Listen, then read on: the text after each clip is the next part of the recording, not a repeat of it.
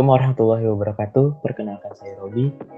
Di sini pada kesempatan kali ini saya akan sedikit sharing tentang mata kuliah manajemen operasi. Pada mata kuliah manajemen operasi membahas tentang metode just in time. Apa sih metode just in time itu? Mari kita pelajari bersama. Pada kesempatan kali ini yang akan kita pelajari bersama yaitu kita akan membahas tentang definisinya. Selanjutnya 8 kunci utama pelaksanaan just in time, keuntungan just in time, kemudian yang harus diperhatikan, selanjutnya tujuan dari just in time itu sendiri, kemudian flow-nya, hal yang tidak boleh dilakukan dalam menerapkan sistem JIT atau just in time, selanjutnya berbagai istilah just in time yang telah digunakan oleh perusahaan-perusahaan lain. Selanjutnya kita akan membahas tentang prinsip 5S, padanan 5S dalam bahasa Indonesia dan bahasa Inggris. Selanjutnya dan yang terakhir itu adalah kesimpulan dari 5S. Pertama kita akan membahas tentang definisi. Nah, just in time definisinya adalah keseluruhan filosofi operasi manajemen di mana segenap sumber daya, bahan baku, suku cadang, personalia, serta fasilitas yang digunakan atau dipakai sebatas hanya dibutuhkan saja. Jadi, metode ini apabila suatu perusahaan mendapatkan pesanan, nah, baru seluruh elemen perusahaan itu bergerak, gitu. Jadi apabila tidak ada pesanan, ya mereka tidak akan bergerak untuk melakukan suatu kegiatan produksi. Oke. Itulah sedikit dari definisi just in time. Selanjutnya kita akan membahas 8 kunci pelaksanaan just in time. Oke, kuncinya yaitu 1, tepat waktu. Apa sih yang dimaksud tepat waktu itu? Sistem JIT biasanya menghasilkan produksi sesuai dengan pesanan pelanggan dengan sistem produksi tarik full system. Jadi pada sistem JIT ini karena suatu produksi akan berjalan apabila mendapatkan pesanan dalam waktu yang singkat dan dalam jumlah waktu yang tertentu, maka diperlukan ketepatan waktu gitu. Kemudian setelah itu memproduksi dalam jumlah kecil. Memproduksi dalam jumlah kecil ini sesuai dengan permintaan seperti yang tadi pertama saya jelaskan pada poin tepat waktu. Jadi memproduksi dalam jumlah kecil itu sesuai dengan permintaan pelanggan, akan menghemat biaya dan sumber daya sehingga dapat menghindari pemborosan. Itulah 8 untuk kunci yang kedua. Selanjutnya, menghilangkan pemborosan itu masih ada kaitannya dengan yang poin memproduksi dalam jumlah kecil ya. Mengurangi jumlah barang yang datang, menghilangkan persediaan penyangga, mengurangi biaya pembelian, memperbaiki penanganan bahan, kemudian tercapainya persediaan dalam jumlah kecil dan mendapat pemasok yang dapat dipercaya. Selanjutnya, memperbaiki aliran produksi. Penataan produksi dilakukan dengan berpedoman pada 5 disiplin di tempat kerja, yaitu 5S. Nah, nanti kita akan membahas 5S juga nih. Tapi nanti setelah yang ini. Selanjutnya, menyempurnakan kualitas produk. Memelihara pengendalian proses dan membuat semua orang bertanggung jawab terhadap tercapainya produk yang berkualitas. Ya dong, karena kan suatu produksi berjalan apabila ada pesanan. Jadi ketika dapat pesanan itu harus digunakan atau dimanfaatkan secara maksimal. Jangan sampai kualitas yang diciptakan atau yang dihasilkan itu memiliki kualitas yang kurang baik. Jadi akan memperburuk atau membuat citra nilai perusahaan menjadi kurang baik di mata customer. Selanjutnya, pegawai yang tanggap. Betul, memang dibutuhkan pegawai yang tanggap. Karena pegawai tanggap di sini yang dimaksud adalah karyawan yang menguasai seluruh bidang dalam perusahaan sesuai dengan jenjang dan kedudukannya, serta bertanggung jawab terhadap tercapainya produk yang baik dan mencegah terjadinya kesalahan. Selanjutnya, menghilangkan ketidakpastian. Menghilangkan ketidakpastian di sini dapat dilakukan dengan menjalin hubungan abadi dan memiliki satu pemasok yang lokasinya berdekatan dengan perusahaan. Selanjutnya, pemeliharaan jangka panjang. Pemeliharaan jangka panjang dapat dilakukan dengan berpegang pada kontrak jangka panjang, memperbaiki mutu fleksibilitas dan mengadakan pemesanan barang, pemesanan dalam jumlah kecil, kemudian yang dilakukan berkali-kali mengadakan perbaikan secara terus-menerus dan berkesinambungan. Oke, kita selanjutnya 8 kunci utama sudah, kita ke keuntungan sistem just in time. Pertama, efisien, hemat biaya tetap, investasi memudahkan pengawasan. Apa sih efisien? Yang dimaksud efisien dalam just in time ini, kenapa bisa menjadikan keuntungan dari sistem ini? Karena keseluruhan sistem di perusahaan dapat beroperasi lebih efektif serta efisien. Itu. Selanjutnya, hemat biaya tetap. Perusahaan dapat mempekerjakan lebih sedikit karyawan sehingga mengeluarkan biaya yang lebih sedikit. Jadi, ketika pesanan didapat, seperti itu, selanjutnya kan akan jalan kepada proses produksi. Jadi, kita tahu nih pesanan berapa, serta SDM yang dibutuhkan berapa. Jadi, kita akan mempergunakan sesuai dengan kebutuhannya saja. Selanjutnya investasi. Ya, investasi penghematan biaya yang telah dilakukan dapat digunakan untuk dialokasikan ke dalam instrumen investasi jangka pendek. Selanjutnya memudahkan pengawasan. Pengawasan serta penyimpanan barang dan lebih mudah untuk diatur. Betul. Kenapa mudah diatur dan mudah diawasi? Karena jumlah bahan baku sudah terplanning. Jadi itu akan lebih mempermudah dalam melakukan proses pengawasan. Selanjutnya, apa sih yang harus diperhatikan dalam sistem just in time ini? Pertama, tidak ada toleransi untuk kesalahan. Sistem JIT menuntut segala proses produksi berjalan sempurna agar tidak mengalami kesalahan yang mengakibatkan kecacatan pada produk. Ya, betul. Kenapa tidak boleh ada cacat produk? Karena ketika kita telah memesan bahan baku untuk membuat suatu produk dengan jumlah yang sudah pasti, nah di sana tidak boleh, bukannya tidak boleh, harus meminimalisir segala bentuk kesalahan karena akan berpengaruh pada proses produksi itu sendiri. Pertama, akan membutuhkan waktu yang lebih lama. Kedua, harus apabila bahan tersebut sudah habis, kita harus mencari pemasok lain. Seperti pada poin yang sebelahnya nih, resiko kehabisan stok. Dengan membatasi persediaan, perusahaan yang menerapkan sistem JIT ini perlu membina hubungan baik kepada pemasok untuk menjamin kesediaan stok dapat dipenuhi dalam waktu yang cepat. Kemudian diperlukan perencanaan yang detail. Sebagian besar perusahaan yang menerapkan sistem ini memiliki periode penjualan musiman, sehingga produk akan memerlukan tingkat persediaan yang lebih tinggi. Selanjutnya, menerima pesanan dalam jumlah terbatas.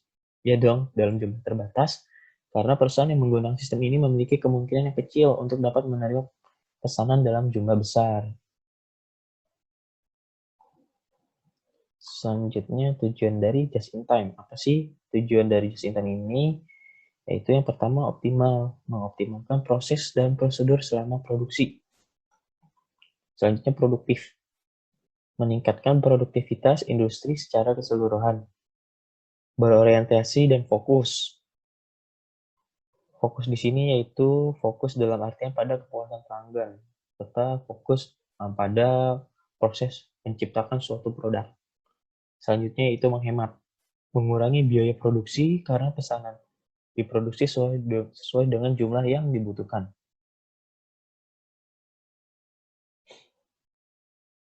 Oke, selanjutnya kita ke flow. Nah, flow dari just in time itu pertama sales mendapatkan pesanan. Selanjutnya pesanan sebelum diproduksi, pesanan itu akan didesain, masuk ke bagian procurement. Pada saat di procurement ini akan melakukan pembelian barang atau bahan baku, kemudian nesting. Pada saat nesting ini memaksimalkan barang atau memaksimalkan bahan baku. Selanjutnya pada proses produksi. Nah, di sini proses penciptaan atau produksi barang yang akan kita jual atau kita pasarkan kepada customer. Kemudian shipping, yaitu proses pengantaran. Oke. Selanjutnya, hal yang tidak boleh dilakukan dalam menerapkan sistem JIT. Di sini ada mudah. Mudah itu yang dimaksud dengan pemborosan yang bila diterapkan dalam manajemen tidak akan memberikan nilai tambah. Selanjutnya murah, ketimpangan, keragaman, atau ketidakteraturan. Yang terakhir muri, keterpaksaan, kesulitan, atau melewat ambang batas.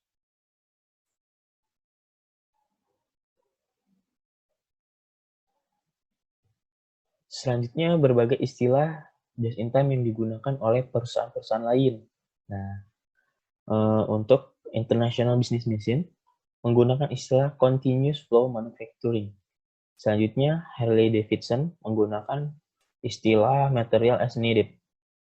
Dan untuk Hewlett Packard menggunakan istilah stockless production.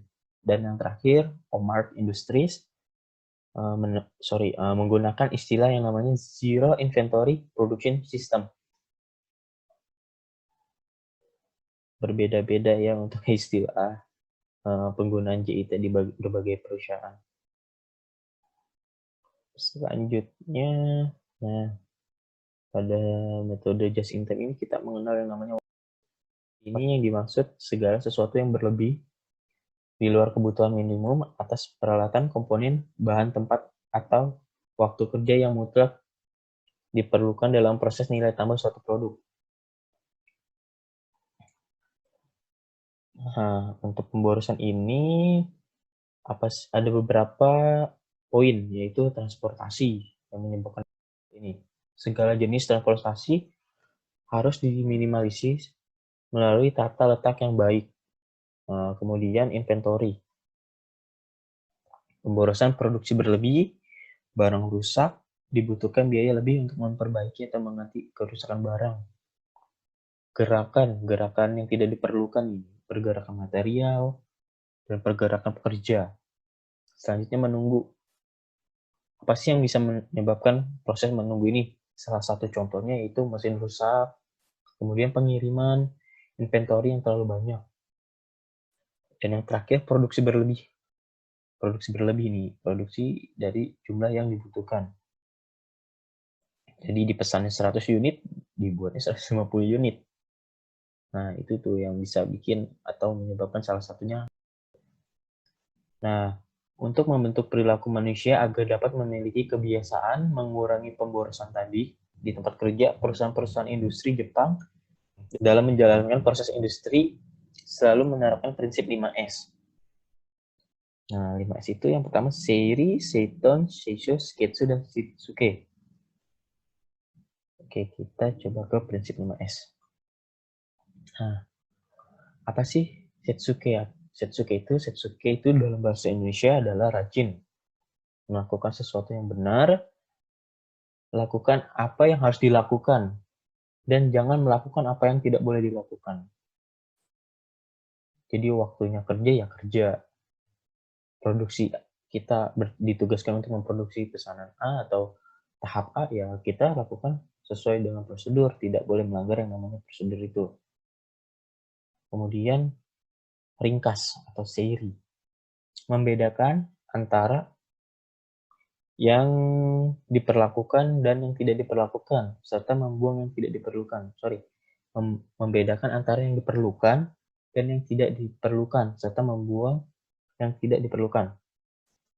Singkirkan barang yang tidak diperlukan dari tempat kerja, itu pasti akan gimana ya, bikin kita ribet gitu kalau misalnya banyak barang di tempat kerja, sedangkan itu tuh tidak dibutuhkan dalam proses produksi. Kemudian Shaiton, rapi, menentukan tata letak yang tertata rapi sehingga kita selalu menemukan barang yang diperlukan. Setiap barang yang berada di tempat kerja mempunyai tempat yang pasti. Jadi kita nggak usah cari-cari lagi. Misalnya kita butuh screwdriver. Wah, screwdrivernya di mana nih? Kalau kita lupa naruhnya, itu akan membuang-buang waktu untuk mencari barang tersebut. Selanjutnya seisho atau resik. Menghilangkan sampah, kotoran, dan barang asing untuk memperoleh tempat kerja yang lebih bersih. Jadi kalau misalnya tempat kerja kita bersih, pasti kita akan lebih nyaman. Dan kenyamanan itu nanti akan berdampak pada produktivitas kita kerja. Selanjutnya, sketsu atau rawat. Memelihara barang dengan teratur, rapi, dan bersih. Juga dalam aspek personal dan kaitannya dengan fungsi. Semua orang memperoleh informasi yang dibutuhkannya di tempat kerja sesuai dengan tepat waktu. Tuh. Selanjutnya,